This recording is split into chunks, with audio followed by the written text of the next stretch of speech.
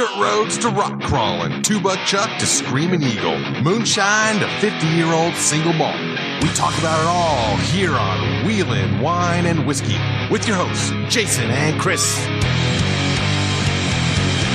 Welcome to the Wheelin' Wine and Whiskey Podcast, episode 293. Hi, Chris. How are you? Hey, good. How are you doing? Podcast. A little cold. Yeah, Mother Nature is definitely delivering some Arctic blasts to us. Been actually really fortunate. The weather's been great here for KOH Prep 2025. But boy, a little storm rolled in yesterday. And brought a little snow with it to the valley. And it was like a high of 28 today. So that I should have had the camper on the truck, but I hadn't yet, and I went skiing instead, and now I'm paying the price. Yeah. Well, so it's all good. We'll get it, but heading out soon. A few days ahead of schedule of what I was originally planning, but I'm close. I'm super close. I just got to run to the grocery store for some last minute stuff, get the freshest vegetables and all that, and then we'll head on out. this is quite the flip because earlier in the month or late last year, you were like, I don't even think I'm going. I don't know if I'm going to go. And now it's like, now you're balls to the wall. Weather dependent, right? Weather dependent. And we got a dry spell for a while, but I may be leaving early because there is a storm predicted for that first week of February. We'll see. Well, looking at all the forecasts, I mean, obviously, I work in an industry that's weather dependent in a big way, and we've been just killing it as far as revenue goes because it's been great weather, and the golfers and customers have been coming out to play. I don't think a lot of them work either. Apparently, everybody has this free time during the day to go play golf, but it's important. It is, I guess. So, but it looks like there's a change in the weather on the horizon, and it's like the month of January was a gift, and yes, which is good. Start the year off with a bang. Let everybody recreate and have a good time. So, well, typically February, March are our wetter months. So, yeah. Well, I know that the southeast, the rest of the country has been getting clobbered with ultra cool weather and snow, and I mean they had snow in like freaking Alabama and Florida. I know, Florida. How about that? That was crazy. New Orleans. It's like, what the hell is going on? Oh my gosh! Yeah, can't make up their fucking minds. Weather's unpredictable. So let's we're gonna do an update. We alluded to this, and over we've been threatening. You've been threatening, yes. We give till it hurts here. And so we're going to update the how to attend KOH like a pro. Absolutely. So what year did we record that original one? 2020. God, dude, 5 years ago. Can you believe that shit? I don't. It was January 2020. It blows my mind. Yeah, January 2020. It was literally the first episode we recorded right after the New Year, the New Year celebration. And it's. I guess we're just keeping on rolling. Keep on rolling with the show, but I know we had a few listeners comment or write in or text or whatever you want to call it about some fallacies or some inconsistencies or some. Well, it needed to be updated. Yeah, things that needed to be changed. It aged well, but then there was. It's cool because you listened to the episode recently. Yep. I just listened to the episode again just to. See what we said, and it was hilarious. Going doodle 5 years back in time, and I was like, "Fuck," it aged well, but there's definitely some stuff that changed, and we're gonna address that. Well, let's be careful now. The episode aged well, but you and I have not aged. No. There's definitely more gray hair going on right now. But hey, you know what? I'm happy. We're in a good spot. And super producer Lorenzo hadn't been kidnapped yet. You're right. PTSD and all that shit. That's right. Shit. Oh my gosh, how funny. So I'm just tickled that we're still doing this. 5 years later, we're going into our sixth the year here coming up. And it's, no doubt. I mean, it's just to think about all the ups and downs, and we'll have to do that episode. I don't want to have too much of a down episode, but I mean, obviously the life has thrown us a bunch of curves, and we've had our ups and downs over the last 6 years or 5.5 years. But that's something for the future, a future episode that we can produce and get out to the listeners. Or a toast. May all your ups and downs be in bed. All right, so let's. What are you drinking? But before we start that, what are you drinking? I am drinking. This is a bottle I've had for a long time. It's a Elijah Craig Toasted Barrel, 94 proof. Mm-hmm. It is toasted in new oak barrels. It's really good. It's Elijah Craig's always solid. Absolutely. And I just picked up, so you're in for a treat. I didn't have any money, but I went ahead and picked up another Elijah Craig that was a private barrel pick from Minden Meats. Ooh. So I've got that. I've got my bourbon selection is taking a hit here because I haven't replenished except for this new Elijah Craig bottle I had to get. But I'm bringing. I'll bring bourbon, but it may not be as much as years past. I don't know. We'll see. We'll see what I can dig up here. I'm going to bring some scotches too. Yeah, I've been revisiting scotch, and I like scotch. I had some scotch. I like scotch. Ron Burgundy. So I've been drinking Glenlivet lately too myself. So, but the Wheeling Wine and Whiskey trailer has a new bar top that came out really freaking cool. Yeah, I saw the pictures. I'll drop some pictures here on the IG, but stop on by, say hi, and check out the new bar. Bring a bottle. We always accept whiskey, and of course we reciprocate. We pour whiskey as well. So that's right. We give till it hurts. That's right. I'll have some wine. Yep. That's right. Oh, okay. So what are you drinking? I'm glad you asked. Well, I'm glad you asked. God, I didn't reciprocate. I know. I'm sitting here. What's going on here, man? I am in the process of killing a bottle. I'm working on the Woodford Reserve Double Oaked. I've had this bottle for a while, but it's got just a little bit of a splash left in it. So I decided I've been working on killing bottles, ones that have just 1 or 2 drams in them. Okay, so that's funny because I've been doing the same thing, and I've got a Templeton Rye here that was a Costco Nevada pick, and it's just got a little splash left in it. So that's sitting here on the studio desk as well. Unfortunately, I've got a lot of bottles that have like 1 pour left in them. That's kind of where I'm at, and it's like I'm wondering about my life choices at this point. But this Double Oak's is probably going to die tonight, and then I've got this bottle of Weller that's looking pretty low, but I don't think I'm going to hit. I just can't keep drinking like that tonight. Yeah, no, but you remember we talked about the infinity bottle thing of doing, getting a empty bottle or a decanter and then pouring what's left of your, wee dram left of what's in your bottles and doing an infinity blend. I just haven't pulled that trigger yet. That's a hard one to do. I mean, it's isn't there a philosophy on that about from the same family of it's blending. It's blending. It could be really good or it could be crap, and it's going to change, right? Because if you pour out of it, you pour out the blend and then you add to it. It's constantly evolving, so it's kind of a fun thing. I should do it. I do have a decanter here.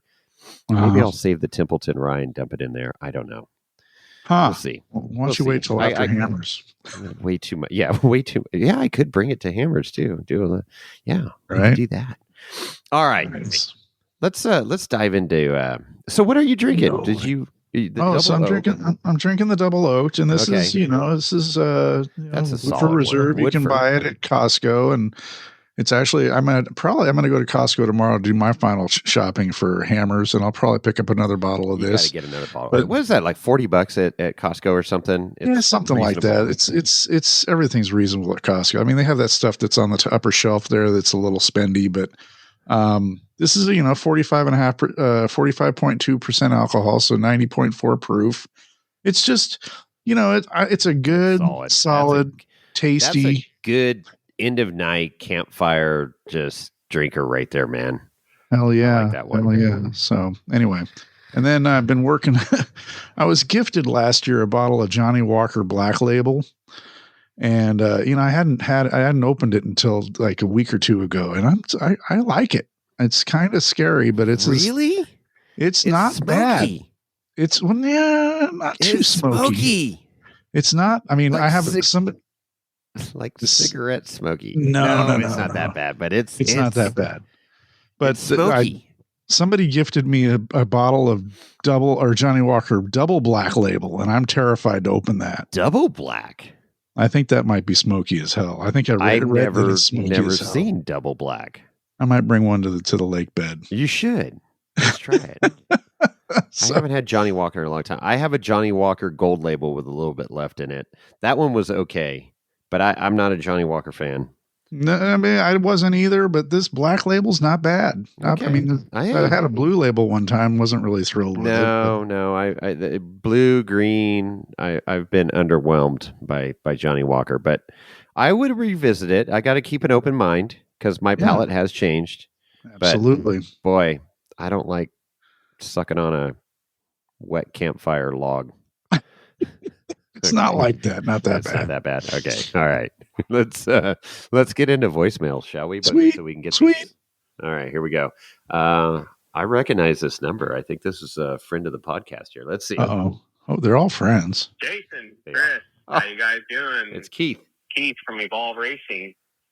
Mm. Well, we've been out of the spotlight for a while because, the truck, she went up in fire. But unfortunately, we're not going to make hammers this year. What? And Bummer. just want to wish all the other racers good luck down there and, shoot for bringing it home, at least shoot for finishing, But hope everybody's doing good. I'm sure everybody's banging and clanging and getting ready to go. And talk to you guys later. Oh, yes. And Toyotas do suck. Nice. Love it. So no Natalia? What the? No Natalia. Oh, my God. That was hilarious last year. So we had Keith, his wife, Natalia. Melissa. I know. Melissa's her real name. Natalia's her drunk name. Her alter ego, I guess you say. Drunk alter ego. And Eric Amato. We did Radial Dynamics. That's right. We had a good little interview there. In the, so you can go back and listen to that. Basically a year ago in early February. You look that one up. We recorded some great content on the lake bed last year. Well, that's a bummer, man. That's sad. That's sad. Yeah. It was. Yeah. We talked about it. He called me when the shit burned up, and I'm like, Jesus criminy. I mean, it could have been a lot worse, right? He could have lost the whole rig. Luckily, he was able to pull the barn or whatever. Out. Yep. Yeah. Pull the battery pack out, and he called the fire department, and they literally just sat there and bullshitted and watched it burn out. So, sad deal, but there's some cool stuff going on in his world. I know he's very busy right now, but personally, I it's a good move for him, and it's just timing is bad for KOH. So I get why they're not going on a couple levels, but yeah, we're gonna miss you guys. But hopefully we can bring you some good content and release some episodes while we're out there and make you feel like you're there. Yeah, you will be missed, especially Natalia. All right. And I think she was drinking wine last year. Was she? Wasn't she doing some wine? Maybe so. Bagged wine or something, wasn't it? I had the Costco box wine in the camper, just like marinate stuff in and stuff, you know. I think She stuck got a straw. marinated on She it. stuck a straw on that and was just drinking it. That was fun. That was good times. All right, here we go. Let's see what we got here. This is another, like you say, they're all friends of the podcast, right? Hell yeah. I really recognize this number. This, I don't know. You're probably gonna like this one. I have a feeling. Here we go. Hey, this is Samurai James here. Just calling for 2 pro tips for King of the Hammers. One, you never want to convoy down with Fords because you'll wind up waiting for a tow truck. There it is. And 2, you never will tows because we all know tows suck. Well, see you guys down in Lake Bed. Can he call there himself you go. Samurai James if he doesn't own a Samurai? And Samurai James. Well, I told him he's got to change his name, but that's how he's known. I don't know. He's going to have to put a samurai hood on that thing or something. He does pull 4 plug wires off his LS, so it does, you know, it's like a 4-cylinder. It still has more power with 4-cylinder LS than all right. than the Samurai. Sure. This, what's it, 60 horsepower or something? I don't Samurai even know. Yeah, 50 Hammers. probably. Well, maybe at the crank. So. Oh my God. Well, Samurai James, I can't agree with you there because I can. Yeah, I know. I figured you would, so that we'll let you have your 5 seconds of fame here. But yeah, we both agree that Toyotas do suck. So that's good. Thanks for calling in. That's a good pro tip. That is a good pro tip. I like that. Just a tip. Just a tip. All right. Well, that's a good segue for getting into our updated how to attend KOH like a pro. Yeah. I mean, we're going to repeat some stuff from the previous episode, of course. But there's some stuff that needs to be reiterated, and there's some new shit. And, you know, a lot of our listeners have been there, done that. But there's some, maybe you haven't, and you don't know what to expect. And the lake bed's a scary place. And there's no, if you haven't been there before, and what we say is still not going to be enough to prepare you. No, not at all. It is a spectacle, and I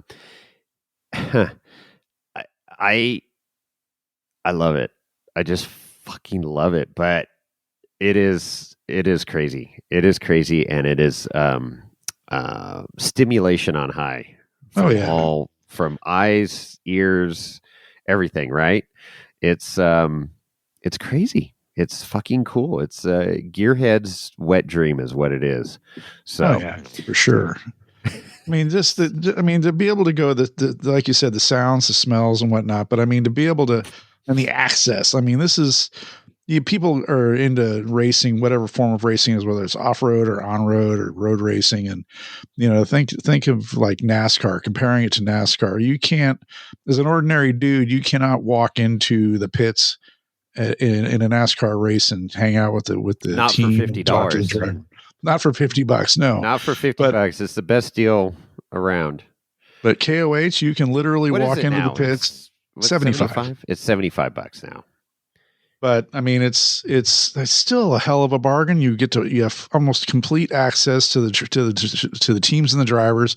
You run into them walking through regular Hammertown. You don't even have to go into the pits, especially during when they're what's that day where they're getting banded? Not banned. Tech inspection. Tech day. Yeah. So tech day. They're going through. Yep. I mean, you can run into the drivers then. I mean, to see the big dogs, you know, hell, I ran into Lauren Healy last year. Who's just standing in Hammertown, you know? It is. It's people are accessible. It's super cool. And I hope that never changes. We've talked about it before, but I love that aspect of it. You're right.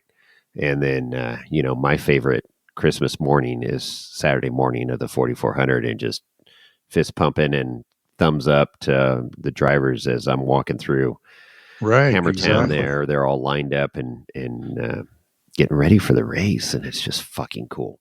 So we have a lot of tips for you, but before we get into all that stuff, I just want to say real quick that the KOH pre-show, the King of the Hammers pre-show with Dave Cole and Miles Hasselquist, and I believe Tom Ways and Cameron Steele was there, yep. Was aired 2 weeks ago when this is going to drop. Yeah. And if you haven't seen it, you can go to the YouTube on the internet there and look up the King of the Hammers channel on YouTube, and you can watch the KOH pre-show. It's pretty long; it's like a couple hours, but man, it's I was chock going to say, full of fast content. forward an hour, basically. Right, The right. first part was, but the second half was really good. I think you fast forward like to 80 minutes is where it gets to the course and everything. But Right. it's going to be exciting this year. 3 laps, and there is no details on lap 3 other than it's going to be an ass kicker, and that's what they need because the last few years they finished early. And right, like 6 hours. And then a side-by-side almost won last year. So, yeah, let's get back to some really hardcore rock crawling. And I think this year's going to do it. I think this is going to be a good one. It's always fun. It's always great. I'm not saying discounting years past, but I really think that Dave's like, okay, guys, I'm fucking stepping it up this year. A lot of things in consideration of like, we can't have log jams like Turkey Claw last year and all that stuff. I mean, there's so much that goes into building that course. Right. But I like where this is headed this year. And I really think it's going to be advantage for the hardcore rock guys like Mr. Slauson and, these guys that are fucking great rock crawlers. Campbell is gonna shine this year with a great co-dog, Chris. I think that's gonna be awesome. Hell yeah. So, anyways, anybody named Chris in your right seat's gonna be awesome. There you go. Absolutely. Except my Chris bailed out on me last year on a hardcore rock trail. Hey, we almost died. But did you die? You die? You did not die. If you didn't blip the throttle, we would have. Well, we wouldn't have died. We just would have rolled over forward, which would have sucked. But anyways. Yes. Anyway, moving on. Okay. So let's talk about camping at KOH. So you got to buy a camping pass if you have an RV vehicle. That's correct. A recreational vehicle. Yeah, you don't need it if you're doing a tent or anything. I get. Yeah, I think you're correct. Yes. Yeah. Yeah. It's just for recreational vehicles. And I believe the RV pass was $35 this year. And then there's like a $2 fuck you fee or something. So it's like $37 or something. Administrative fee. Service charge. What the fuck? I just charge $37 or $40 if that's what it is. I don't like to be nickeled and dimed with fucking service charges. Yeah, I don't know how that. Okay, there's somebody that's got their hands out, but whatever. Right? Oh yeah, it's our whatever. Okay, but yeah, but still definitely a fucking bargain. It is because you can be out. You're going to be. I mean, if you go when the gates first open, you're there for almost 3 weeks, right? For $35. I'll be there for 2 weeks. Yeah. I mean, where else can you camp for $35 or $37 for 2 weeks? Now, having said that, this is absolute boondock camping. I mean, dry camping. There is no plugins, no hookups, no sewer, services. no services. No outlets for you to plug your camper into. You are boondocking it. Well, yeah, you can plug into that loud generator that's at your next door neighbor has the Harbor Freight. I shouldn't say Harbor Freight because they make good generators now. But what'd you call it? The construction. Yeah, the open frame construction generator. Open frame construction generator. The big loud ass sons of bitches. That basically the muffler amplifies the sound instead of like bringing it down. Those things should be outlawed. I am in agreement with California for outlawing those generators. But my God, have some consideration. But the reality is, there's no quiet time in the desert except for like between 3 and 5 a.m. That's right. But you are camping. There's no water. Now there is a water truck that will fill you up for a fee, which is like $100. There is a sewer truck running around if you need to dump your tanks. Again, that's a fee. But bring cash. Bring bribe them with some, well, not bribe them, but take care of them. Those guys are running around crazy, and of course they're making good money. But if you want to be serviced right away and stuff, you better take care of them with some beverages or something. And Gatorades, water. I mean, whatever. I mean, I don't think they'll take alcohol or I whatnot. think they will take alcohol. They may not be able to drink it while they're on their shift, but they'll definitely drink it afterwards. Right. But yeah, absolutely. And cash is king, and don't be a dick. Yeah, don't be a dick. So, if you have to do a tent, just be sure you got some friends with some large vehicles, some RVs that you can kind of tuck it up against, because that W kicks up out there. And remember Dirtbag Johnny's tent last year or 2 years ago? Blow. Oh, 2 years ago. Oh yeah, it blew sand into the vent of the tent underneath the rain fly. Mm-hmm. Yeah, and his sleeping bag, everything was just covered with sand and dirt, and it's terrible. So on that note, you have an RV. If you have an RV, blue tape, painter's tape, or the green tape, the frog tape, is great to have to seal off windows or vents that may allow dust and dirt in. And one of the prime examples is the stupid vent above the vent hood, above our stoves. Above the cooktop, yeah. Yeah, it literally has a piece of duct tape with a piece of sheet metal. And some of them have a little deal to close them, that holds it closed. But I tape that sucker shut, because I've come in from a windstorm. Oh, I said it. W storm, and dust is on top of my stovetop in my enclosed camper, and I'm like, what the?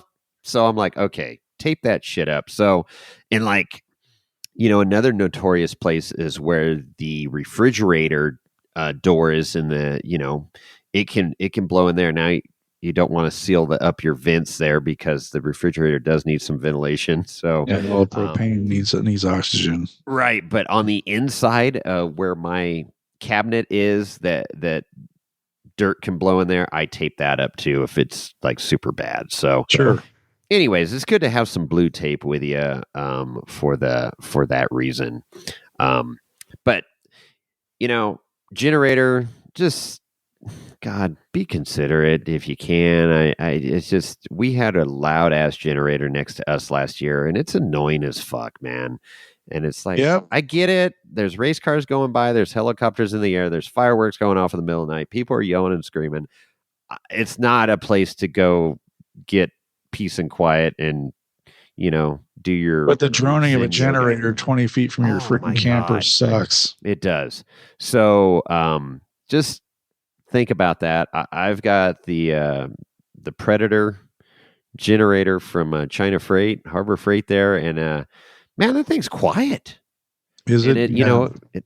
It's like a Honda. It idles down. I think it's quieter than a Honda. Does it have a remote control electric start? It does. It's fucking badass. I wish that's the one thing I wish my Honda, I have the little Honda 2000 watt or whatever, and those are super quiet and super reliable, but does not have remote start or stop, which would be kind of nice. Well, whoever wakes up first, because we'll be camped next to each other, fire that thing off, and then we'll have power. I got 5,000 gigawatts, so it's plenty to power both our campers, sweet, and the trailer, and just bring some gas. I don't know. I have a 98-inch TV in my camper too. Will the power of that? Perfect. Yes. Yeah, and then solar, you got solar. Obviously, there's no trees, there's no shade out there, so you're going to get good solar, but you do need to clean your solar panels because of the dust, and I'm afraid this year it's going to be really freaking dusty. Yeah, and I'm up on my roof every morning just dusting off the solar panels and getting a look-see on the lake bed. It's a good morning wake up to oversee the land. And why is that you want to be able to charge your batteries? Because we're going to get into the topic of resource management, right? We talked about it the previous episode where you have a certain amount of propane you bring with you and batteries, and what these two things combine at night to run your furnace, because it gets cold as fuck out there. It can get cold at night, yes. And you got a propane furnace in your RV, your tenement on wheels, and yeah, it can chew through the batteries and it can chew through some propane. So be prepared. Have full tanks to start out, and if you got a cab over camper like us, I got 2 propane tanks, but I in 10 days I'll eat through both those tanks. Yep. Well, and that's the thing. I mean, you like we said, because the propane is powering your hot water heater, your furnace, your refrigerator, and if you use the cooktop, and God forbid if you use the onboard generator that's run by propane, because that sucks it down fast. It does. Yes, it does. But I mean, I typically bring an entirely fresh, full third bottle that I can swap in. I'm in a little bit of a predicament this year because my when I was doing my pre-trip planning and inspections, I noticed that 3 of my 4 propane tanks that I own are out of date. Oh yeah.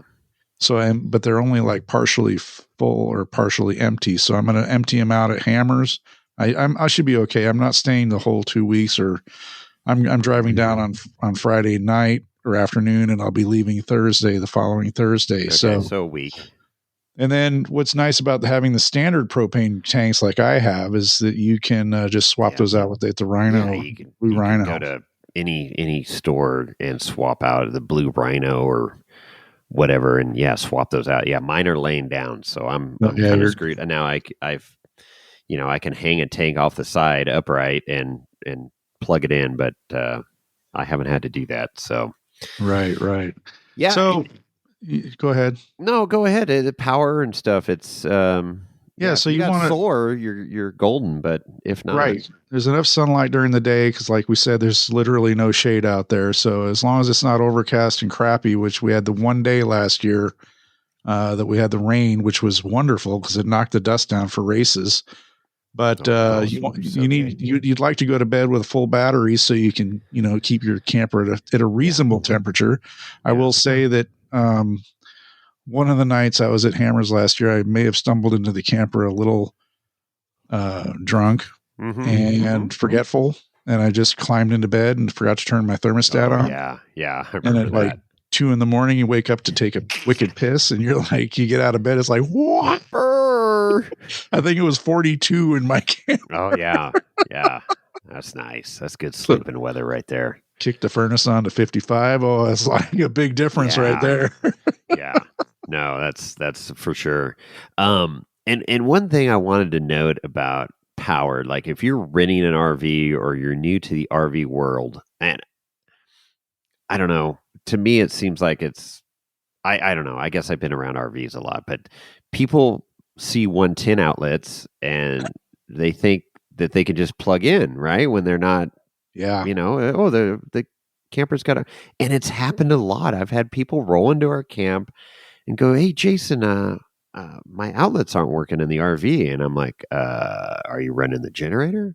"Well, no." I'm like, "Well, you got to run the generator to run 110, unless it's a newer RV with an inverter and crazy battery system. Then your 110 outlets will be live." But a lot of people rent these RVs and they just assume that the 110 power is going to come out of that magic outlet there in their RV, and that's not the case. So, right. And even if it did, I mean, you still are restricted to the number of watts that your generator or whatever power source is available. Right. You're not going to be sitting there running the microwave and the refrigerator and a hair dryer, And your higher end Class A RVs do have a crazy inverter system, and they do run like a residential refrigerator that is 110, and it's crazy in these cooktops and stuff. But if you're just renting the Joe Blow El Monte RV, those outlets aren't going to work unless you're running the fucking generator. So they'll have USB ports, and they'll have those 12-volt, cigarette style outlets that you can plug into, and those are live because they're running off the 12-volt house batteries that are in your RV. But it's funny. I mean, I'm not going to name names, but somebody in our camp last year that had rented an RV, and they were not practicing very good resource management at all. They found out in a hurry. I think they had their tanks pumped 3 times while we were there or something. I was like, what is going on here? Yeah. Um, yeah. Yeah, you gotta be mindful because, and depending on how long you're there, but if you're there for a week, a shower, if you're doing like a military shower, like turn on the water, get wet, soap up, rinse off, that's like 5 gallons. 4 or 5 gallons is what a shower takes. And you times that by how many people you got, and I have a shower. I'm fucking showering every day. I have to shower every day. I got to go to bed clean. I don't. That's why I have a camper. Hashtag Lance life. Well, you have the shower that you do daily. You do dishes daily because you don't want to have shit piling up in your sink. And then of course you got to flush your toilet. So I mean, there's water being used. That's for sure. Yeah. So be conscious of that, and just keep it in mind. What about fuel? So there was fuel for sale the last few years on the lake bed. Was there? Fuels? Yeah, VP Fuels had full fuel for sale. Like regular unleaded, or is it all race fuel? No, they had lower octane stuff, but yeah, they got the race shit too. You want to make your generator really sing? You can throw some 112 in there. Put some race gas in that sucker. See, give it the good stuff. It'll smell good too when it's freaking running. But yeah, so I don't know exactly, but the closest fuel is probably that 247 maybe, or somewhere in that area. I don't know. You're probably Lucerne, 15, 20 minutes away. Yeah, to fuel. For once you hit, you get off Boone Road. Yeah, you probably got a 15, 20 minute drive to fuel. So, get your whatever your toys you're bringing, and if you got some big old V8 that eats up the fuel, or you're running a little frickin' 3-wheeler at the Ultra 3 track and just making a few laps, you just gotta decide how much fuel you need out there. Well, and obviously, I mean, like you said, it's available on the lake bed, but you probably pay a premium for that. Everything that's near Hammertown is you're gonna be paying a premium for.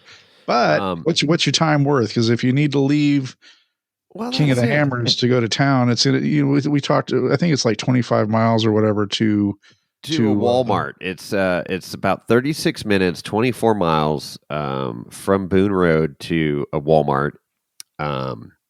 In Landers, but to me personally, I want to get there and I don't want to leave. I want to enjoy myself. I don't, hopefully I remembered everything, but sometimes you got to go get supplies and get stuff, but it's not too far, but it's a little bit of a trek.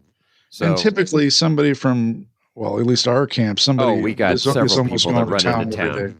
Yeah. So I've thrown in some gas cans for people doing runs into town. Give them some extra money and say, hey, can you fill these up for me? So that's cool. We always have a really good camp and people running into town and doing stuff and doing laundry or whatever. And they got to get to civilization for a little bit, right? Reconnect with the world. Where I'd like to be off the grid and out there, and hopefully not run into town. But so groceries, fuel, firewood, it gets freaking cold. They do have firewood for sale out there. And there's a guy right on the corner there by gate 1 that, you can buy a wheelbarrow full or a freaking truckload. So, of course it's going to cost you, but it's there and it's firewood, and nothing like a campfire at Hammertown or when you need it. Oh yeah, but how about the fire pit this year? They got the laser nut, big old freaking tall metal structure in the center now. That's always a good time. Yeah, do yourself a favor. You must go to the campfire one night in Hammertown, right by the Jumbotron. Yeah, downtown Hammertown. You're going to meet all kinds of cool people, and it's a good time. So, they got showers now. Yeah, they had. I think they started with those last year, and that's certainly a welcome thing. Because I mean, not everybody has big fancy RVs or even a cab over camper. I mean, some people do use tents still, and not recommended, but people do, or they car camp. I mean, some people just curl up in the back of their SUV. You know, and even if you like have a camper and you don't want to use up your water, you can go use the showers there. And there's a fee. I don't know what the fee is exactly, but whatever it is, it's worth it to get clean. It's yeah, at least freaking one worth time, it. sure. Yeah, I mean, it's a little bit of a poke. Yeah, if you're near Hammertown, you got to drive out Boone Road for a bit. At least that's where it was located last year. So, but I mean, there's all sorts of services. So showers, and Jason just mentioned firewood. But there's also, and I there was a general store in Hammertown last year. I think they're gonna have that again this year, and they sell all sorts of things. You know, you The can buy generators they sell. winches. Yeah, and it was a weird. It was Bottled water. interesting because they had the general store stuff with like some basics, camping supplies and stuff you would need and toiletries and stuff. And then Belts for your side by side. yeah, but then there was like a kind of like a vendor area in there that was kind of weird. So I don't know. We'll see what it's like this year, but there is you pretty much can buy whatever you need on the lake bed, basic shit. And the food vendors have grown over the years. Oh yeah, yeah. Of course, you have pizza. You've got ice cream. You've got hot dogs, hamburgers, burritos. tacos. Yeah, I mean, it's gotten crazy. Ice cream. There's just a coffee. There's like a couple coffee vendors now, and that's right. And it's funny because the years that it's butt ass cold, the coffee place is doing well, and the ice cream place is crickets, and then vice versa when it's hot. Coffee. Everybody has to have their coffee in the morning. The fanatics, the caffeine fanatics, but ice cream's always good. I don't care if it's hot or cold. Good ice cream is good. Yeah, especially out in the middle of the desert.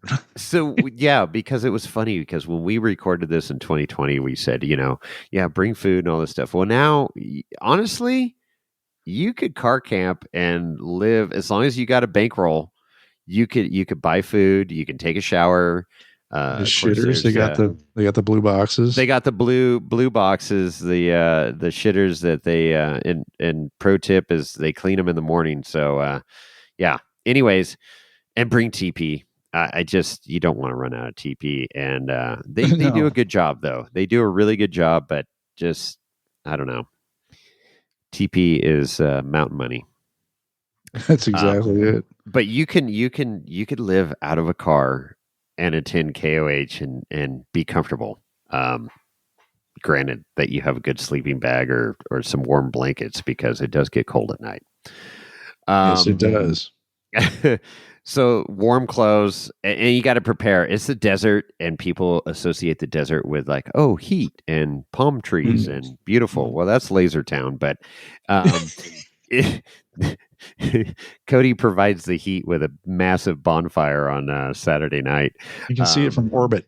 Oh God, it's insane! It's so good. That Laser Town is so cool. But you prepare for the cold. I mean, like bitter freaking cold. Right. And to do that, you want to layer up. You want to have multiple layers of clothes, Exactly.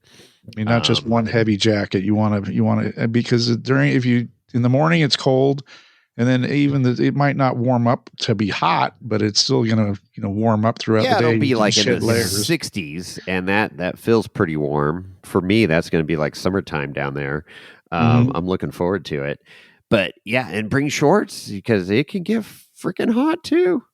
And if you're running around in shorts and t-shirts, you want to have sunscreen. So make sure you bring sunscreen, lots and lots of sunscreen. Lip balm, because it is fucking dry out there. Hydration. Bring clapstick. Yep. Yeah. Clapstick. If you know, you know. But yeah, it's just dry, like hand lotion and stuff. It is dry desert. I live in the freaking high desert, and I'll tell you, I drink so much damn water. And if you're not pissing, you're not drinking enough water. So be conscious of that. I know Gatorade. Yeah, Gatorade or the Liquid IV. sticks that you can add to the water bottles and stuff is a very good call because, man, it is dry and then of course you get into the libations in the evening around the campfire and stuff, and that doesn't help things. But A good that's rule of thumb is if you're drinking, I think if you're drinking beer, I think every 2 beers you should drink 16 ounce of water. If you're drinking, that is a good rule of thumb, Chris. But I don't think a lot of people practice that. But no, it's it's good to say. It's good to but say. If you're drinking spirits, I like to drink 8 or 12 ounces of water after every beverage. Yeah. Well, So I put ice in my. I surround my water with bourbon. our bodies are really efficient about extracting the water from the bourbon. Right. But yeah, hydration's key, and whatever your drink of choice that's non-alcoholic, besides soda, Dr. Pepper, James, whatever, just be conscious of hydration because you will dry out, and even though it's cold, you're thinking, oh yeah, no, drink water or Gatorade or something with electrolytes, something that will be good for you because those hangovers in the morning suck. Oh yeah, no, that's and if you are hungover, drink water. Drink more water. Yeah, Liquid IV. Something. Yeah, I wonder if they're gonna have an IV station in Hammertown. Well, there is that the Racer IV place. I think they'll be out there again. Oh yeah, yeah. So you can go and get an IV, professionally induced IV to hydrate. Now, Pryor, if you're listening, we need some IV bags in camp. It's always good to know medics. Yeah, I hate needles, dude. I mean, I don't mind needles. I've had 3 IVs in my life, and I didn't Really? like them. Yeah, no. Oh, yeah. Here we go again. I don't like them. No, that's a good way to go. If you want to, that's the cheat code. If you want to drink a lot of libations and you want to feel good, get the IV. I think there are places in Las Vegas on the Strip. There are oxygen bars and all that shit. Anyways, stay hydrated, whatever you got to do. Absolutely. Don't be that guy or gal. Yeah. And speaking about don't be that guy, fucking police your garbage, your trash. And especially when the W kicks up and shit blows across the desert. Just be conscious of it. Most of us are, but there are a lot of dickheads out there that don't. And, they have cleanup at Chocolate Thunder backdoor and stuff, and these cleanup parties. I've participated in that over the years, and it is amazing to me how much shit is left from partying at night on Chocolate Thunder and backdoor. Yeah. It's crazy. It really is. I don't get it. I don't understand. I have a good time. I get all that, but don't throw your fucking cans on the ground. And just walk away. There's miscellaneous shit out there. I question humanity. It's terrible. Cleanups. But what's the other thing? Go ahead. Oh, I was just going to say that the Gambler 500 and Bad Lions Good Times are running Chocolate Thunder this year and cleanups. They're organizing cleanups and stuff. So I hope this adds some awareness, and I know it's going to be great because they're really good. Sons of Smokey is another one that's involved with that. It's good because there needs to be something governing body out there. So I hope I'm encouraged by them being out there. So and they have respect of our community. But there's always the dickheads and stuff. So I don't know. We'll have to see what all transpires, but well, bad eggs are going to be bad eggs, and that's just all there is to it. People make bad decisions. I mean, one of the other things that goes on out there is the people that bring all the pallets and stuff with the furniture and whatnot to burn, and they don't clean up the nails and shit like that. God, yes. The videos and the stories I've seen on Facebook and Instagram about people with magnets going out there and to clean 5-gallon buckets full of metal nails, right? Yeah. I mean, that gives me just a small bit of anxiety driving out there. Oh yeah. I'm like, God, No, just exactly. don't do it. I mean, I get it. It's convenient. Oh, I got all these pallets. What am I going to do with them? Just you're don't. bringing construction wood or something. It's like, So Just stop doing that. Yeah, don't do it. Bring fire.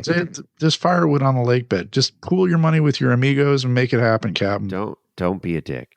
Don't be a dick. That's a theme on our show sometimes. It is. We give till it hurts, and don't be a dick. Don't be a dick. Suck. So we talked about, outfit or clothing and layering and so forth and so on. One of the things that's important, because you're going to be doing a lot of walking. I mean, you're going to walk from your camp to Hammertown, and Hammertown's awesome. You definitely want to take some time, a day or whatever, half a day or multiple days if you're there for the week. Sure. Wandering around, visiting the vendors, and of course your opportunity to walk into the pits. But I mean, the theme here is walking. So you want to have good shoes, good supportive shoes, comfortable shoes that fit well. And of course, good thick socks. Yes. Because your feet are going to sweat, and or your feet get wet, or they get cold, or they get hot. You're going to want to change your socks. So good shoes, good socks is important. Good. Yeah. Good footwear. Yeah, for sure. Another thing along that is that people don't think about is a flashlight or some kind of a light.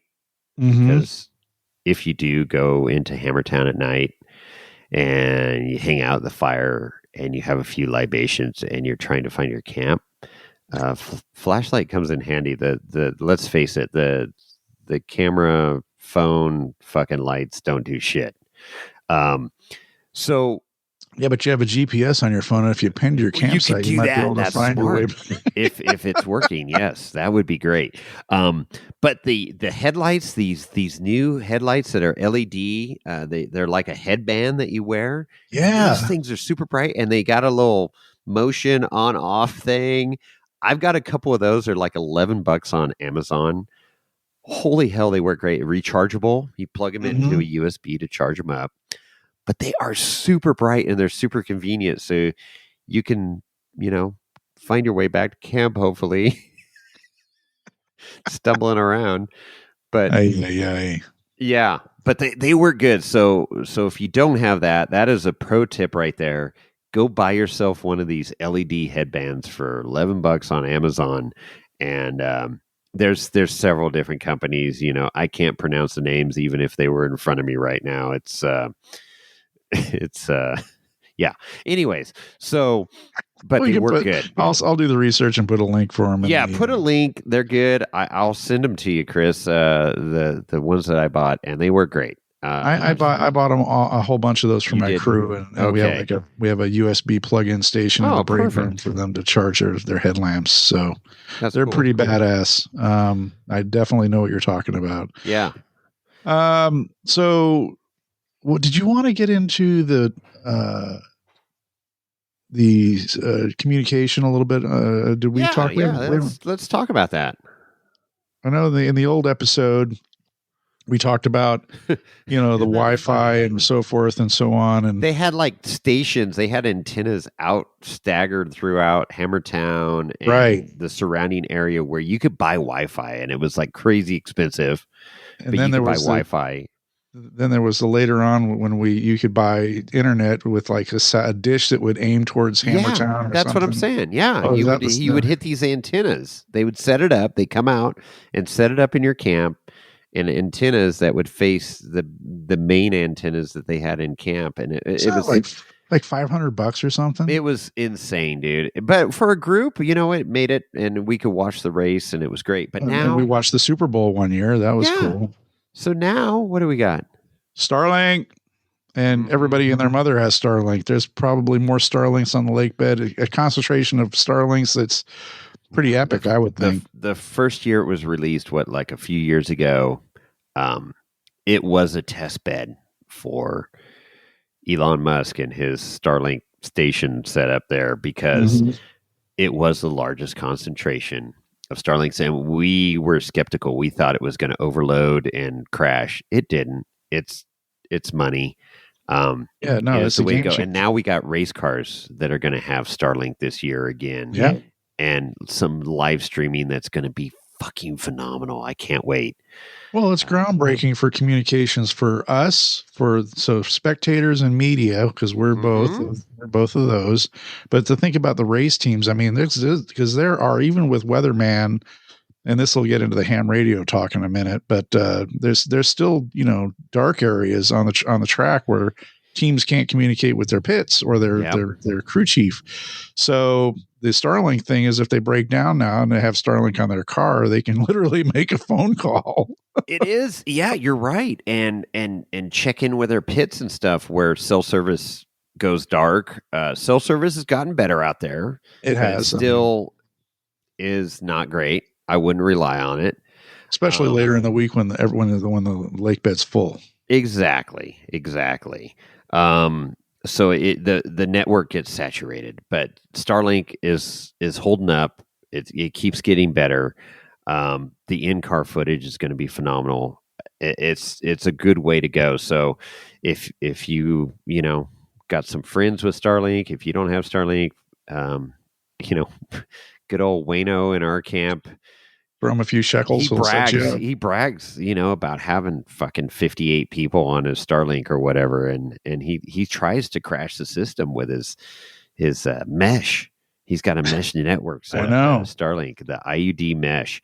But he tries to crash it, and he hasn't crashed it yet. Now, granted, it does slow down a bit.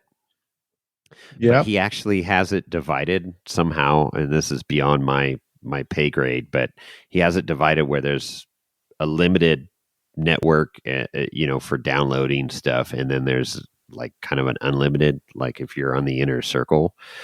I don't know, but we got Starlink the last couple years, and it's been great.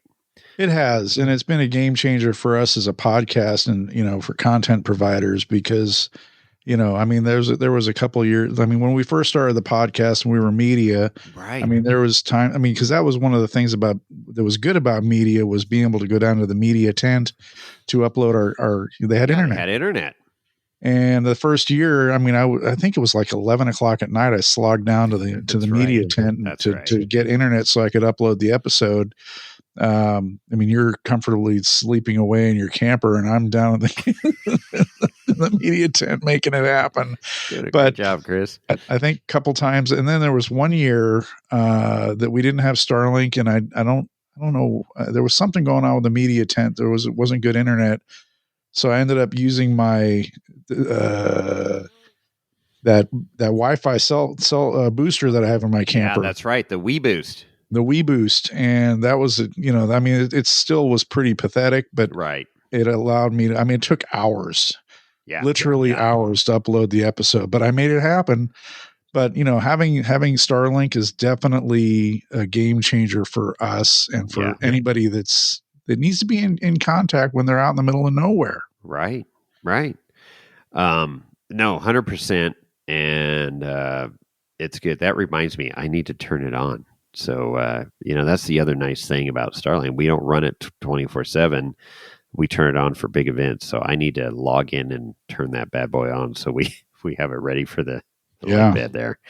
For sure, because we'll need it, because we're going to have tons and tons of content. I'm always excited to go down there in the interviews, but it's really freaking cool that we have people reaching out to us that want to interview. And man, I'm excited of some of these interviews coming up for KOH. So, stay tuned. We're gonna give till it hurts. Continue doing that, and we're revisiting some people we've had on the podcast in the past. Absolutely. Just because they're fucking great people and interesting stories, but their race program's constantly evolving and being updated, and we need people want to know.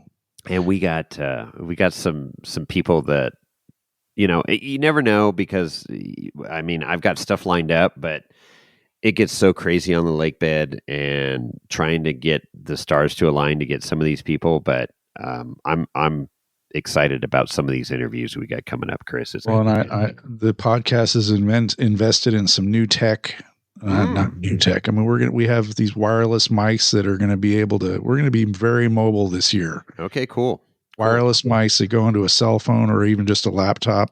So we can just pop into some place and say, hey, you got 10 minutes. We just literally put this lapel mic on you or lavalier and just go, right? Hey, we're here with blah, blah, blah.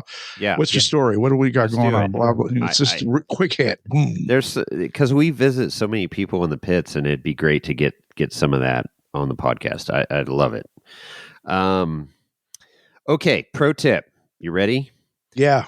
This is something I said back in 2020, and my lock screen on my phone is still, well, I've changed it, but I still have the phone number on there. It's my mom's phone number. So if my cell phone gets lost, heaven forbid, the lock screen, not screen, has a cell phone number on it. So it's a great hack because people get excited, drop their phone, whatever stuff happens out there on the lake bed. You got it in your pocket and you're riding with Randy motherfucking Slauson and it flies out at 98 miles an hour, on some dune. They can pick up your phone. Hopefully it still has some charge and see a phone number. Like mine says, if found, call, and it has the phone number. And it also has the Wheel and Wine and Whiskey logo. So if somebody sees that and recognizes it, okay, great. Or you got your car on there. Oh, great. They'll hold it hostage then at that point. I did it. That could happen. That very well could happen. But that is a great tip because, people do lose their cell phones and you got like a picture of your kids on there. And if nobody recognizes your kids, then, trying to get your cell phone back. And as far as I know, there's no lost and found. There is a, emergency services area, and there is a trailer for the police and fire and all that stuff. So maybe that is, or somebody brings it up to the stage, where Miles and Ian and Pam Hall and all of them are announcing, and they can say, hey, we found this phone and there's these two kids on it, red case, whatever it is. But yeah, if you want your phone back, put somebody's number that's, ideally off the lake bed, that people could call and say, hey, I found this phone and this is the number that was on the screen. That's a great tip. Absolutely. Yeah. Pro tip. No so charge. In the same vein of communications, we talked about Starlink, we talked about protecting your cell phone and getting it back and cell phone service. But, if you're on the lake bed and you're in a group of people and you're all separated, whether you're doing a trail ride or people are at base camp and other people from your group are down in Hammertown wandering around, you want to figure out where they're at.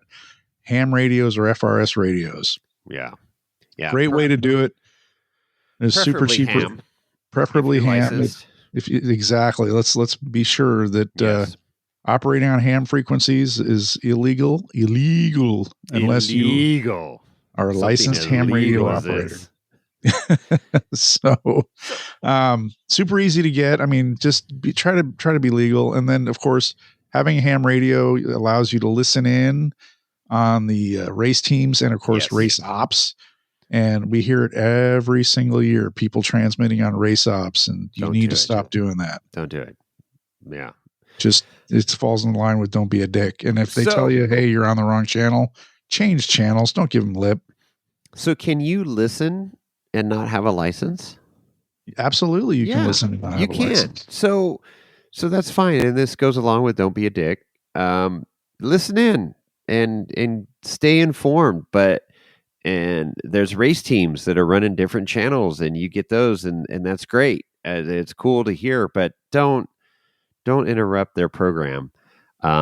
There's several other channels you can be on to talk to your crew, where your Toyota just fucking shit a drive shaft and you need some help on, jackhammer or something. So be conscious of that. If you have a ham radio license, obviously you're educated and know that stuff. But if you don't, um, you know, just be smart. Be smart about it. Their whole rugged radio thing and those channels that they've got, checkers and all this stuff. I mean, they are bottled down. We got to bottle down. Let's have a moment of silence for Chris. This bottle. Plate taps. So yeah, everybody's on those channels. Yep. It's just they're popular channels. So, but that's the benefit of getting a ham license, because you can get some channels and nobody's going to be on them. Frequencies. You can find an open frequency. Yeah. Yeah. Our camp, we got a good one.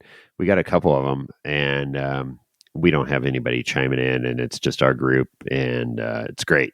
So that is the benefit of having a ham license and knowing how to work all that stuff. But I mean, if you got an FRS, those are dime a dozen, and yeah, you're going to have some bleed over. You're going to have some, 12-year-old kids playing cops and robbers and woodchuck to gray squirrel and all that stuff going on too. But FRS or GMRS, and GMRS is even better. And I'm glad you brought that up, because that's the in between FRS and ham radio.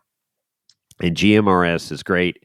Technically, you're supposed to have a license for that, which is like $75 for a one-time fee or something. Yeah, lifetime fee, I think. Lifetime or is it 10 fee. years, something I've got like my that? GMRS license just because, pay the man, whatever. But GMRS is great.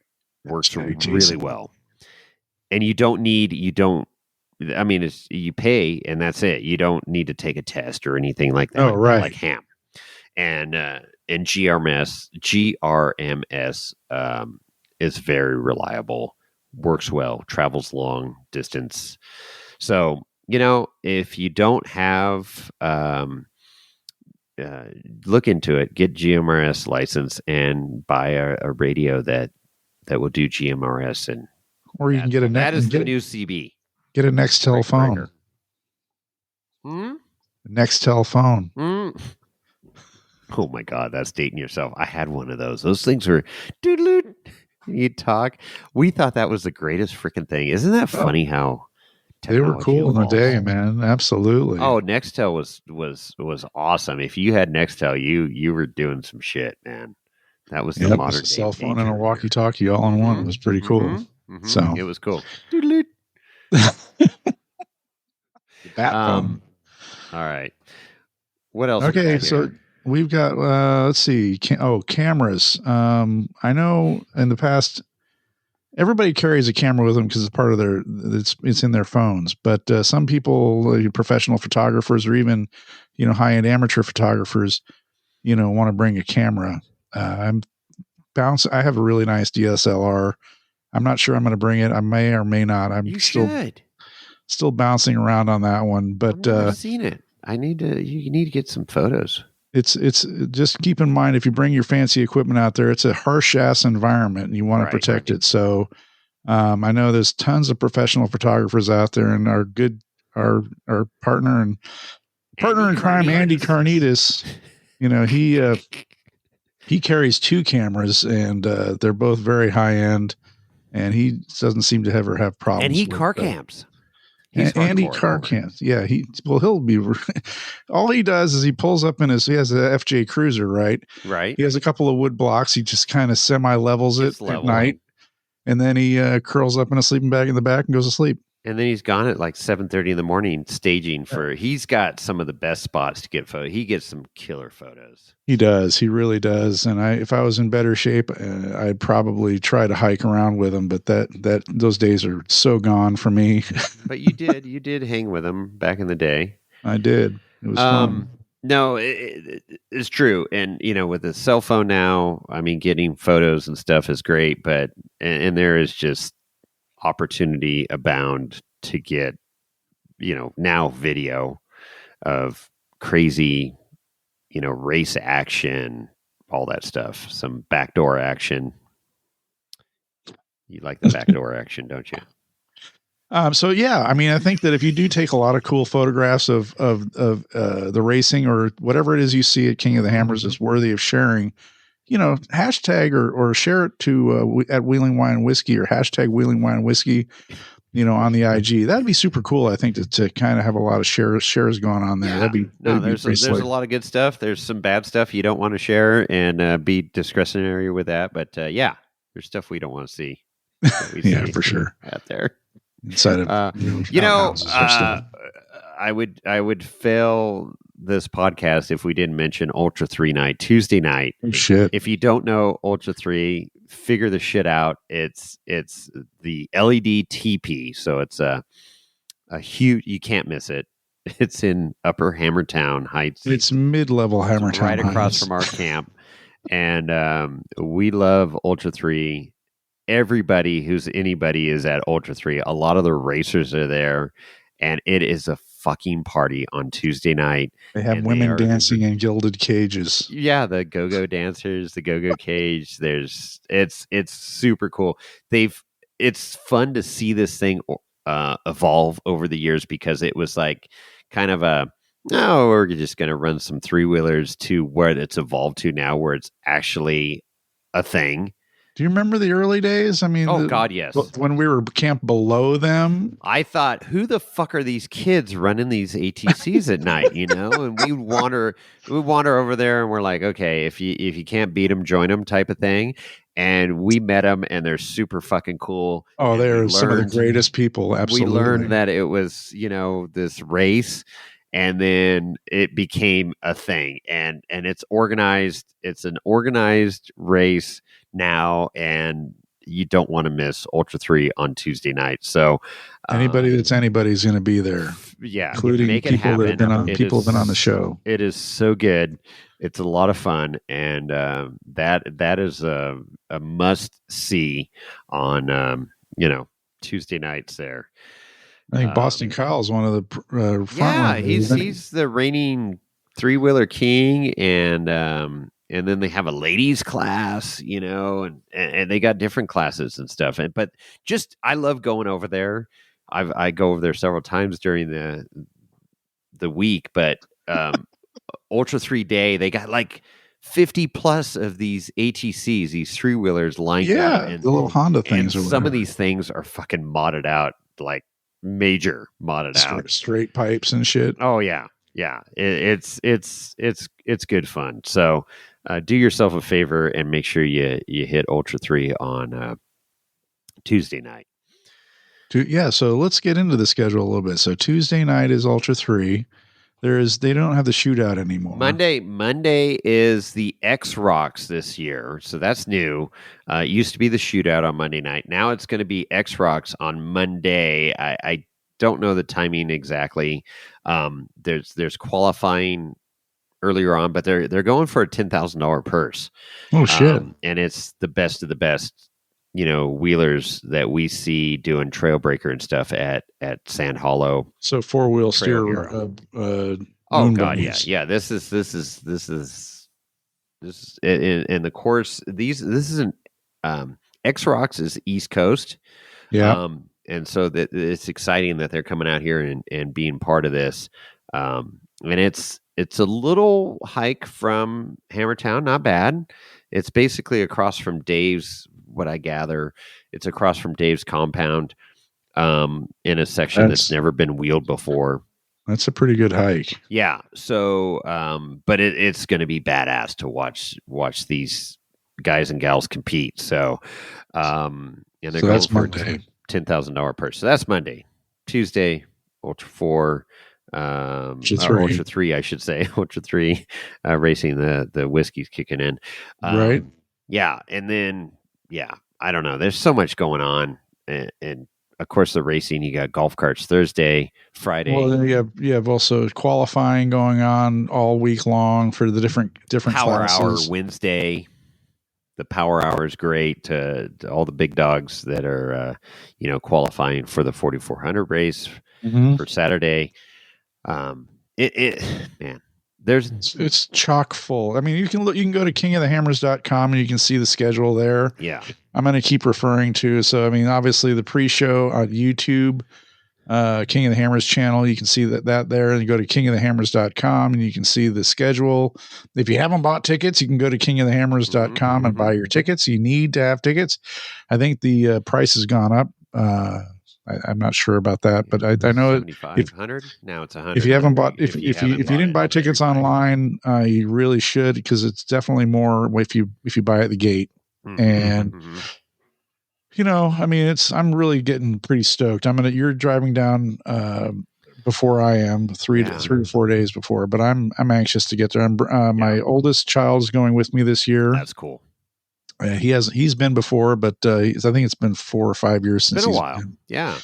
So it's going to be a little bit of a reality check for him, a little wake up call. It's like it's evolved, you know. And yeah, I mean, the last time he went, we were camped with Tommy and everybody below the Ultra 3 guys. That's right. Oh my gosh, yeah. The year he went, I towed the enclosed trailer that Eddie owns. That's right, Eddie's trailer.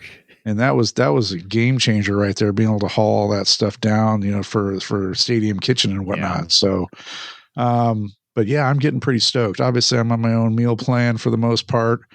But yeah, I can't wait, man. We're gonna be pulling in the dark on Friday night. Sweet. And hopefully you guys will have a spot for me. Make sure you have your spot. I'll have your spot. You are OG royalty. So we got you set up. Oh, fuck. OG royalty, we'll call it. But just it's fun. It's camp within camps, Hammertown Heights Estates. Shout out to Dolly. She's been out on the lake bed now for a month. She has a mailbox now. She does. Delivered. She's got her own zip code and everything out there. And she's loving it, and it's great. But yeah, shout out to her for saving Stonehenge for us, and camp that is it's fun. I mean, we have 70 plus RVs in our camp. And it's crazy how it's grown within camps. And yeah, I'm the geriatric region. Yeah. I've stepped back a little bit this year. I organized the meal plan for several years, and it got to be too big, too much. And I was just like, I can't do this anymore. It was way too much work for one person. Dory stepped up this year and is making it happen. And I'm so thankful for that. So shout out to Dory for making that happen. And yeah, it's going to be great. Our night's gourmet burger night with all the fixings. So we always have good food. It's camaraderie. It builds a sense of community, you know, everybody getting together for dinner and stuff, and sharing stories at the dinner tables. And it's fucking cool. Yes, looking forward to it. A couple other notes I have here. The 40, we got to mention the 40. Oh, don't forget about the 40. Yeah. So you can go down there, and from what I understand, the bands are going to play down there, and they're not going to be in Hammertown this year. Somebody said the bands were playing over at and then there's a stage at Chocolate Thunder. So I don't know. It's good. They needed to move that out of Hammertown because the racers, it's gotten super serious, and it's not just racing for a 6-pack of beer anymore. People are laying down some serious cash to be out there racing. Oh yeah, especially the trophy trucks. Yes, well, everything, right? I mean, yeah, it's just gotten big and expensive, and people are taking it seriously now, and which is great. Yeah, but, great for the. They want to get some sleep. They don't want to listen to Sublime at fucking 12 o'clock at night. So I get that. And not that it's going to be that much more quiet, I guess, because of all the other shenanigans that are going on in the lake. Fireworks, generators. But hopefully, and that's another pro tip is earplugs. If you are a light sleeper, you better bring some kind of earplugs or earmuffs or something, because it is loud. There is a lot of mayhem going on at all hours of the night. I'm a pretty good sleeper, but there was one night that there was like freaking artillery going off. Oh yeah, high explosives. big stuff. So, yeah. But yeah, so I don't know all the details about the concerts this year, but the 40 is great. It's a great hang.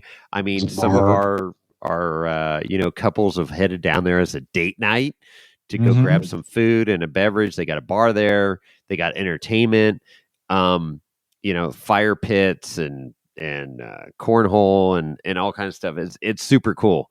I went there last year and met the owners, and they are doing it right.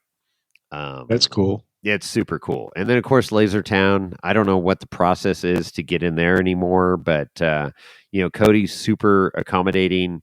I know people are camping there again this year, that you can camp there for a fee. But it's crazy to see that thing evolve. Isn't it, though? I think you and I are going to go to Laser Town this year. We're going to get Cody back on the podcast, get a little update from him. He's been on a few times. But yeah, I want to go back. I didn't make it out to Laser Town last year. I want to get out there and see everything in person. I've seen it on IG. I want to try the flamethrower this year. Cody's a great guy, and definitely a cool thing to check out. So, Cody, make sure the flamethrower is fueled up for us. Well, he's got the Predator freaking statue now, or whatever, that shoots flames. Did you see that? Jeez, no, I haven't seen that. No, it's badass. It's cool shit. Yeah, I'm not on IG right now, so I'm not seeing it. Well, you need to get back on IG now. If any time is to be on IG, is right now, while the lake bed is just growing and the excitement's building, Chris. So, speaking of that, there's another. You can go to the Ultra 4, not Ultra 4, King of the Hammers YouTube channel, and they have a Fisher Peak camera. Oh, yeah, you mentioned that. I haven't seen that yet. Zoom camera that is up there. That's moving. It moves around every minute and a half, 2 minutes. It changes its direction, so it's showing something else. That's cool. And it's like shows Hammertown. You can go back and do a time lapse and see how Hammertown has grown over the last week. Yeah, and it's like the pits have doubled in size. You can actually see Upper Hammertown Heights. You can see Dolly and Eric's RV up there. Yep, the motorhome. And next week, when you arrive, I'll be able to see when you're sitting out there holding a glass of bourbon. There you go. I'll have Lorenzo in my arms and a bourbon, and be perfect. So, but yeah, there's all sorts of great ways to, if you can't make it to the lake bed, I'm sorry, but there's certainly great ways to participate. You can obviously watch it. It's going to be super, super well covered live on all the races, the 4,600, 4,500, 4,400, 4,800, and of course the 4,900 races will all be covered live and streamed on the YouTube for your enjoyment. It's gotten better, a lot better over the years. And the drone coverage has gotten so good. Dusty Drone, shout out to Dusty Drone. He's got, obviously the drones in the air. He's got that Losi, laser net car now, the 1/6 scale with the cam on it. Cool. That's shit. Badass. The coverage is so good. I mean, honestly, watching it from home is not a bad thing. It's gotten so much better, and it's hard to keep up when you're on the lake bed, but we kind of got the best of both worlds. We're out there live, and we got TVs in camp and get to stream all that.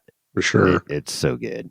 I mean, I'm leaving early for work related reasons, but and I just don't have unlimited vacation, but I'm looking forward to being able to watch the races on Friday and Saturday from my home, which is going to be pretty freaking awesome. Yeah, there's a lot of watch parties going on, so that's cool. I had one more thing, and I don't think we touched on it. So go ahead. Okay, so I know that in the previous version of this episode, we talked about GPS and getting around and not getting lost on the lake bed. I mean, because if you go out into the far reaches, if you go over to like outer limits and stuff, things start to look a lot alike, and you can get lost.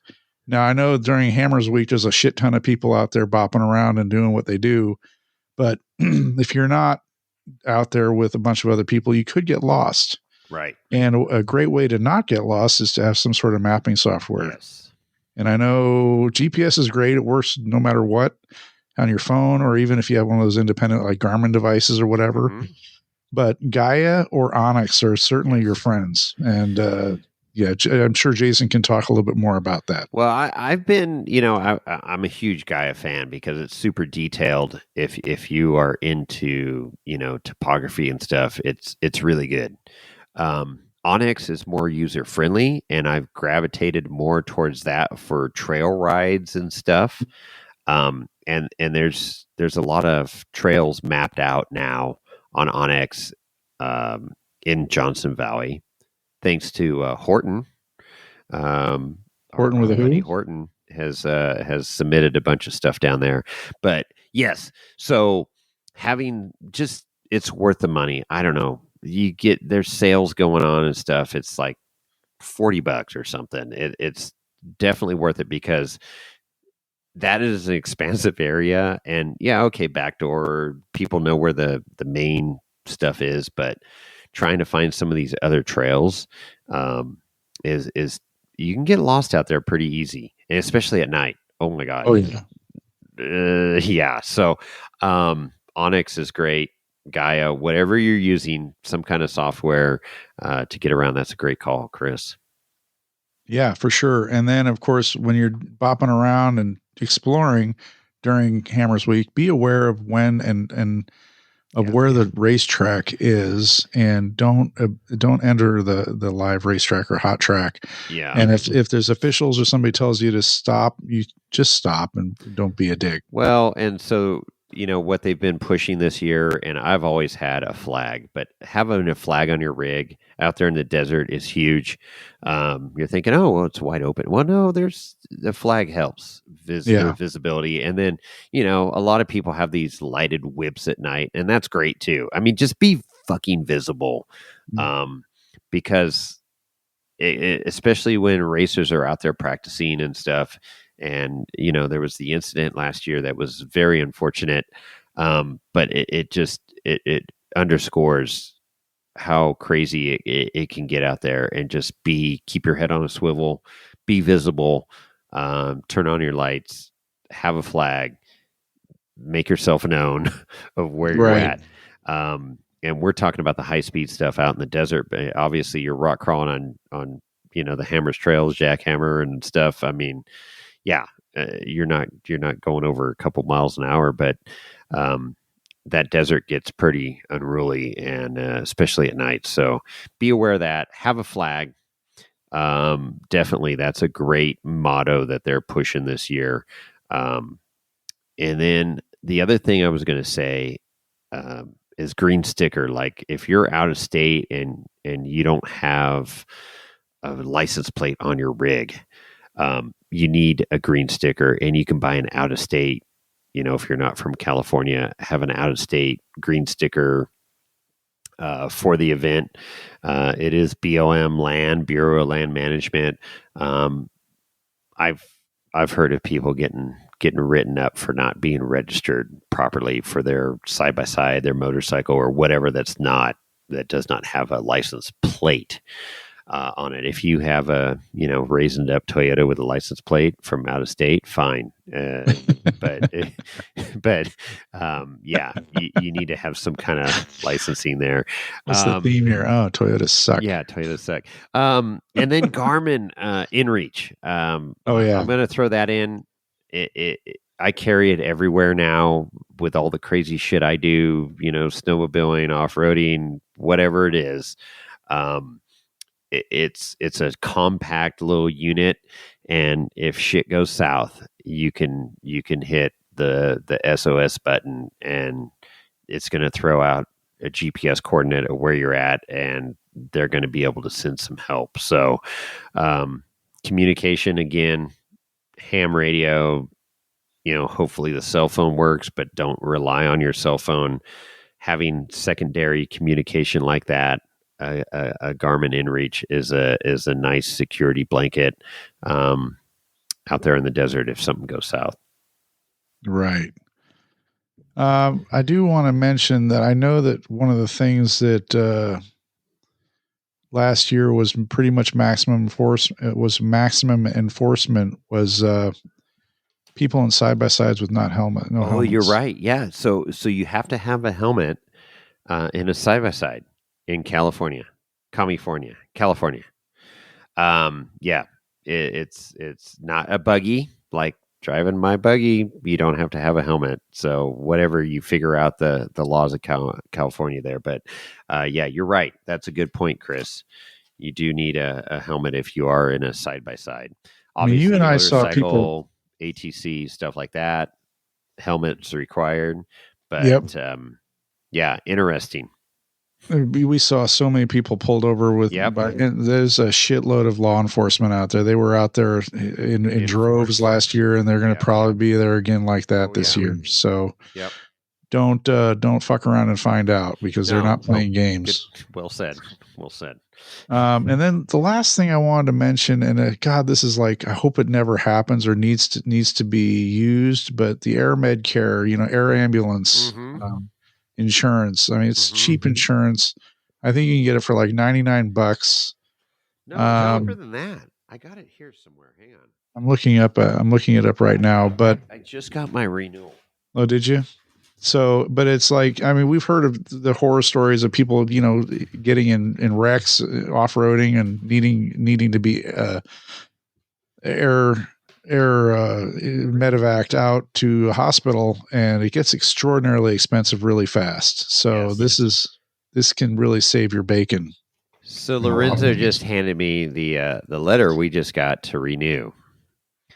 So it's called Reach. It used to be Reach and stuff, but now it's just called Reach. Let's see, what is it? Oh my God, there's a lot of. What's renewal? 1 year membership, $79. Oh, okay. So yeah, it's just and then there is a discount code from Cal4Wheel. If you're a member of California Association of 4-Wheel Drive Clubs, I know there's a discount code, so I think it saves you like 10 or 15%. But that's $79. You can do a 10-year membership for $589, 5-year for $299. Regardless, I mean, it's cheap insurance. I mean, because I've heard of helicopter rides costing $50,000, $60,000, $70,000, $80,000 now, which is fucking absurd. By the way, the caveat is, and maybe if you've got good medical insurance, maybe you've already got helicopter insurance for some remote areas. But it's cheap insurance. There's different helicopter services. More than likely in California, it's going to be, Air Med Care, Reach. Right. That's part of this plan, but it could be somebody else. And the other hack is if CHP, California Highway Patrol, since there's no charge for that. That's covered through their program. But it's a crapshoot. You need help. I think they charge Nevada residents. They probably do because, whatever. Hey, all joking aside, I mean, you don't need that shit. Exactly. Hopefully you never need it. But if you do need it, you're gonna want to have it. So Lorenzo wants to say, don't be a dick and have fun at KOH. Just be good. Don't think about have fun. Have fun. Enjoy have fun, but like, be conscious of your surroundings and what you're doing. Don't be that guy or gal. Don't be that guy. Natalia. Okay, hey, we got to get. I reached out, on the IG. That's right. And said, hey, what pro tips does everybody have? So let's go through these. We got quite just the few. tip. Just the tip. So there's some good ones here. Insulated bibs. So that is really good. That is a good one. I have crew members that wear those at work. Yeah, they're super good. Your Carhartt onesie or whatever. High Road pre-Hammers party. Yeah, so that's down the road a little bit at Terry Madden's place. Oh yeah, we had an opportunity to go there. We didn't go there that one. Yeah, year. I don't know what night that is, but look that up. More beer. Yeah, you never have enough beer. Keep it simple, right? Here's a laser net or Jesse Haynes Fab portal buggy and a heated jacket. Those are two very nice things to have in the desert. Heated jackets is I kitty. saw a listing on Facebook Marketplace for a Jesse Haynes chassis or fully built goat rig belt. for like 48,000. 47,000. 47,000. Yeah. It's being delivered next week. It's fucking badass. Thermals, absolutely. Smudge pots and chapstick or clapstick, as Chris calls it. That is a good one. Definitely thermals. You're not a big fan of the smudge pot, though, huh? Not really. I like them. Not so much. You do, huh? Here we go. Get Onyx maps so you can find your way around. Yeah, we mentioned that. That's good. Yeah. Water, absolutely. Water is essential. Another one for chapstick and Vaseline for dry lips and hands. Yeah, some kind of hand moisturizer is a good call. It's like I say, it's desert and dry. Be prepared for good and bad weather. You never know what the desert will serve up. Exactly. You just right. don't. You just don't. And It's a crapshoot. The no W. No W. Yeah. Bring puffy pants and a puffy jacket. Be careful of the fire or you'll look like losing the side of a Is that like side of a cockfight? We're talking about MC Hammer type puffy pants here, like parachute pants? No. It's insulated. I think he means insulated. That's our buddy. Is that from Tyler? No, it's from Horton. Oh, fucking Horton. He sleeps in a teepee, by the way. He says he has a new tent this year. He's got a whole new setup. Yeah. Eye drops. That is a good one. Eye drops is good. I do carry eye drops. We didn't mention that. Layers of clothing. We mentioned that. And a good attitude. Have fun. That's a good one. Positive mental attitude. Sleeping in the back of a JK2 hold on. possible, but huh? All right, so positive mental attitude. Bonus points if somebody can name that movie. Oh, I don't know that one. All right. DM us. Right on the IG if you know what that line is, for what movie that line is from. All right. Sleeping in the back of a JK two-door is possible, but not the best setup. That's true. Another one for lip moisturizer. Wow, a lot that of was lips. From Jess Campbell. Leaf Why blower am I not surprised? Leaf blower to blow dirt off the top of your slide outs before closing them in on the lake bed. Absolutely, leaf blower is huge. I use it. You wrote in it for your own website or IG? I didn't. That was Presinoso 94. Yeah, no. That is a good one. Leaf blower is key for just absolutely keeping the dust. I blow my camper out every morning. That's part of my morning ritual. Nesting process. Good friends, lots of money, and a warm motorhome. That's all from Eric, Hannah. Insulated coveralls, absolutely. Another vote for that. Yeah. Grocery store Dos Equis. Dos Equis. God, I haven't had Dos Equis in years. I haven't either. Race car with fat wallets. Yep. And dude wipes.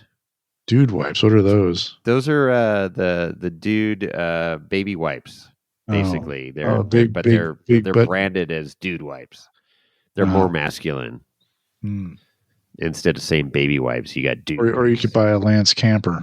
Well, but if you don't have a camper and you know just having some wipes to like get the dirt off your face and shit at night, that's a good call.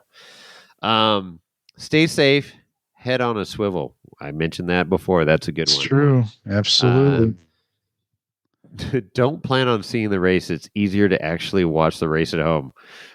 I don't know. Words. We're going down to Hammertown and watching on the Jumbotron. Well, the comfort, I get it, but being out there and smelling the race fuel and having the, 500 plus horsepower engines that you can feel in your chest, that's pretty fucking cool. You don't get that at home. Don't sleep on a tent. I would mean What? like in a tent. Even an RTT, it's too loud, too windy, and cold. No privacy. I agree with that. Go with people who have gone before. That's good. Pair up That's with a somebody. good call. Yeah, Yeah. that's a good call.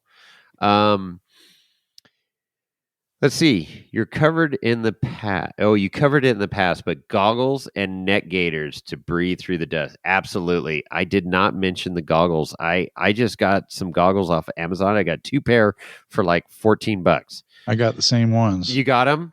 They're It's one great. for me, one for me, and one for Craig. Perfect. It's great. Having some clear goggles is absolutely essential when that W blows out there. The neck gaiters, absolutely. Yeah. Well, certainly the flags are a new thing for most of us, but definitely a great idea. Agree. Absolutely. Mm.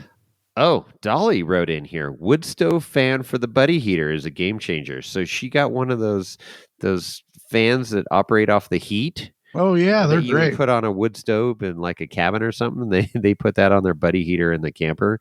I will say the buddy heater works great, and we talked about it back in 2020. I use it to like heat up the camper initially. I have one. Yeah, they work good, but they do throw moisture into the air. It's a wet heat. Wet heat. It's a wet heat, so be aware of that.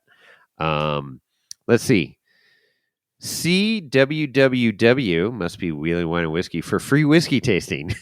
Yeah, that's true. That's Aussie said that one. Yeah, well, I'm going to get my fucking burger with a lot this year, so make that happen, Aussie. Talk to people, meet people, and have a conversation and share a beer. Make new friends. Abso-fucking-lutely. That's like priority number one. It really is. And always have some TP on you. Always.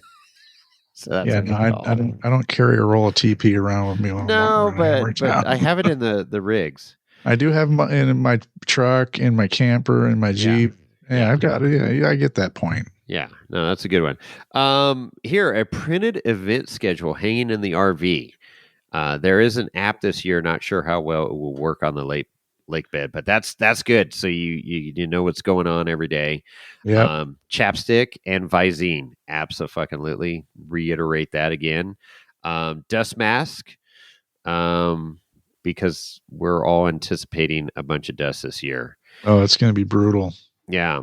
Did they get any rain with this last set of storms? Yeah, they got some rain today. So that's good. We're recording on Sunday.